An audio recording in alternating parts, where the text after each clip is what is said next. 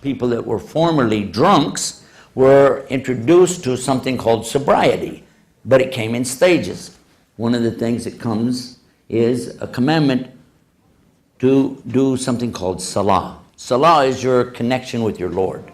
This is when you're praying directly to Him, nothing in between you and Him. It's a very beautiful thing, a ritual that's similar to that of the monks who would be in a monastery, where they stand for hours like this and don't speak or don't do anything in the same way the Muslims do, only we don't stand for hours, just a few minutes, but we do it every day, and there is that moment of silence at each one of those occasions, 5 times a day. Now, when you want to do this, you are told in the Quran you cannot do it while you're intoxicated.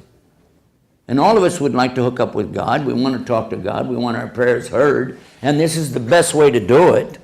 And it's a moment of peace inside of you, but you're not allowed to do it if you're intoxicated. So they had to be sober. So this is the beginning. Sometime later, another verse comes and says it's totally forbidden to consume the alcohol.